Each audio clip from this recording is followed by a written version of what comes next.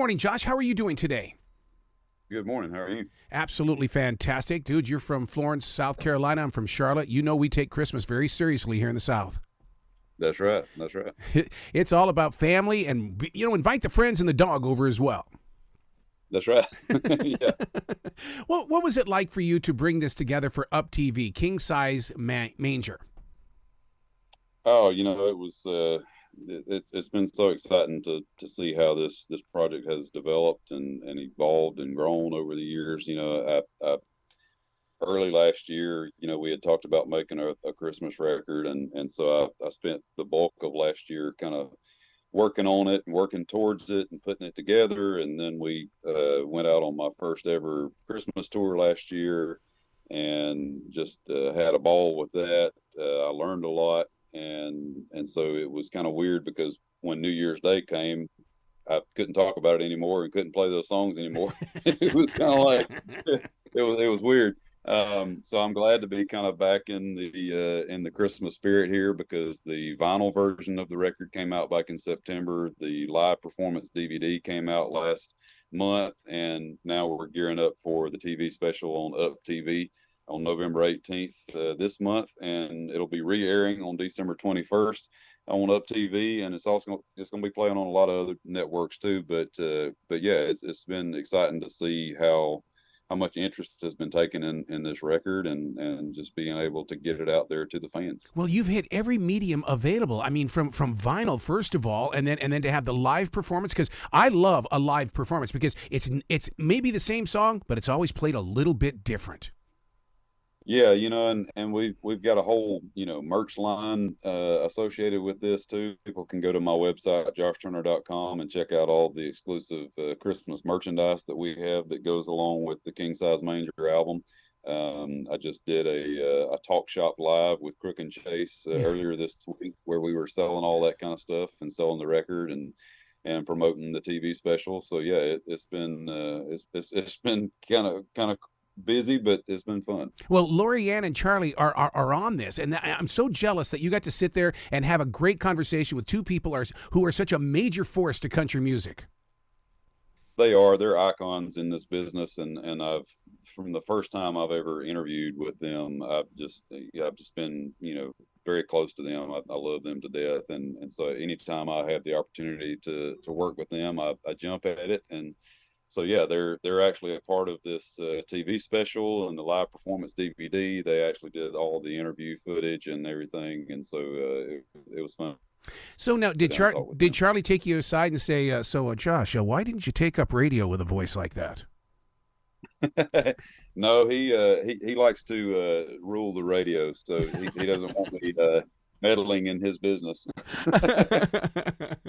So now, what's really fascinating about King Size Manger is the fact that this is what family tradition is all about. I mean, with it being on UPTV and everything like that, I mean, we can make this a part of our every Christmas season now. Yeah, and that was kind of how I ended my talk shop live, because they asked me, what I wanted to say to the fans to close, and I said, growing up, my favorite Christmas album was Randy Travis's An Old Time Christmas. That was what we always had playing in our kitchen, in our house, in our car. And it just really, every time I hear that record, it takes me back to all of the things that I did growing up around Christmas time, whether it was, my mama cooking in the kitchen, or watching football on TV, or decorating the house, or eating with family and friends, opening presents, all that kind of stuff. And during the Christmases where it actually snowed in South Carolina, it made it even more festive. But I basically want my fans to kind of have that same experience with this record in their own life. I want them to look back, 20 years from now and say, man, all we listened to was that Josh Turner Christmas album in our house, during Christmas time. That's what the memories are all about. I mean, and I'll tell you what's happening here in Charlotte already, Josh. Radio stations are already playing Christmas music. I mean, it really is the Christmas season, and it now includes pretty much November as well as December. Yeah, it kind of does. and I think with the way things are going in the world right now, I think we all need a little bit of Christmas in our heart and in our life. So it does us a lot of good. When you go out and perform the Christmas songs live on the tour and stuff like that, don't you love the way people dress up and families come all decorated and festive and fun? Oh yeah, you got people wearing ugly Christmas sweaters Yes. and, Yes. and Santa hats and all kinds of stuff. You just never know. Wow. So do you ever get up here to Coyote Joe's anymore, or what are you guys doing? That's a good question. It's been a little while since I've been to Coyote Joe's, but we were not far from y'all not too long ago. I think we were in, was it Sanford, Yeah, yeah, North yeah. Carolina, something like that. We played a little downtown festival there. So yeah, I look forward to getting back to Charlotte. Don't you love the way that your fans have embraced you with it's like when they first discovered you, they were young adults and stuff, but now they're bringing their families. And now with a Christmas special like this, it's all of a sudden it's like you're more than just a part of our community. You are family to all of us, Josh. Yeah, it's been a great journey that I've been on for the last 20 plus years, and just being able to do what I do, what I love for a living, and just the people I've been able to meet, and the things I've been able to do, places I've been able to go. It's just been incredible, and I've been very, very blessed. You got the Turner family on this special. My God. I mean, you have to look at those. I'm not going to call them kids. You have to look at those young adults and think, this really is going to be the future of music. Yeah, and I'm very proud of them. They've been a part of a conservatory for quite a few years, so they've been kind of trained to sing and write and play and act and dance, and so they're not a stranger to a stage or a crowd. So being out there with me, was kind of a piece of cake in that aspect. But being able to be a part of my show, I think was really fun for them. It was fun for me, and yeah, just seeing, especially like how my oldest son, he's 16 now, and he's playing like five different instruments on this Oh my special. God. Oh. Just and he's playing the record parts. He's not just like playing whatever he wants to or whatever he can. Like he's actually mimicking what these professional musicians have played on the record. Josh, that is so important to music, and the reason why I bring that up is because when young adults get to see other young adults playing those instruments, that's where dreams begin. I mean, I studied the Partridge Family when I was a kid. That's why I got into music, because I could see them playing those instruments, and I wanted to be a part of that. So I mean, this Christmas special is such an open door for what is about to happen to music. Yeah. I mean, it very well could be. So you never know what your children are going to grow up to do and what they're passionate about, but time will tell. Well, the one thing that I've always learned about Florence, South Carolina, is that's ATV country. Do you ever get out there in those hills and just run those engines? Oh yeah, absolutely. Yeah, a lot of dirt roads, and it's kind of crazy because I'm noticing there's less and less dirt roads because people, the state just continues to like pour gravel on them and or pave them. So I enjoy a dirt road every chance I get. Absolutely. Now, being from Florence and stuff, did you ever get over to Marshville, over there to Randy Travis's neck of the woods, or did you get down there to Ocean Boulevard where Alabama got their big start? Yeah, I've been to both of those places, and made the trek up to Randy's hometown and all of that. I actually went to his house. Nobody was home, but but I went to his house, and I went and visited with his neighbors and all that kind of stuff. So it was kind of wild. You've always seemed to be that student of music. In other words, you're always willing to grow in new directions and stuff like that. How do you keep your focus? Um, I just try to stay true to me. If I get to a place where something doesn't feel right, or if something feels uncomfortable, I try to ask myself why. It's like, is it a good uncomfortable, or is it a bad uncomfortable? And so I always make sure that my voice is showcased in the right way. That whatever the song is saying lyrically, I need to make sure that I can live with that for the rest of my life. And I just pick everything apart. It's like I've kind of gotten away from being a perfectionist because I think there's a lot of negativity in being Mm-hmm. a perfectionist. So I used to be one, and so I've tried to get away from that and just allow the emotion and the heart of the song and the music kind of take center stage, rather than trying to be perfect and make sure everything is just right. When I'm teaching at the schools of broadcasting, one of the things that I share with them about being that perfectionist is you got to put that little monkey away and you got to learn how to fail forward. You're going to learn when you fail forward. Do you live by rules like that? Yeah, and I've had band guys in the past, try to be perfect, and they, and if a show wasn't perfect or if somebody didn't play something just right, it would just be kind of like a cancer that would spread throughout my group out here. And I've had to just emphasize to all of my guys, it's like, hey, you know, if you make a mistake, learn from it, move on, improve. But don't ever expect to go out there and have a perfect show, because there is no perfect show. Right. And the fans, that's why they show up.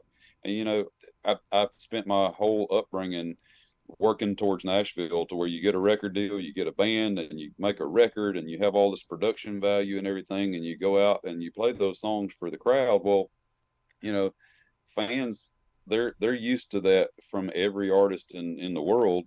And so I noticed that, like, anytime, you know artists could go out with just a piano or just a guitar, the fans love that even more, because Yeah. they don't get to see that all the time. And it was like, man, to me, it was like they're not getting the full picture here. But they love the imperfection aspect of it. They love the fact that they can watch an artist and say, oh, he or she is a human being just like me. Yeah. And they tell life stories, and I can relate to that. And so I think that's what the fans really appreciate more than perfection. And people are starving for live music and performances like you've got with King Size Manger. Is that they want to be able to see you perform in the way that we'll see your facial expressions. We get to see your body language with the musical instruments and things like that. That is such a valuable part of our lives.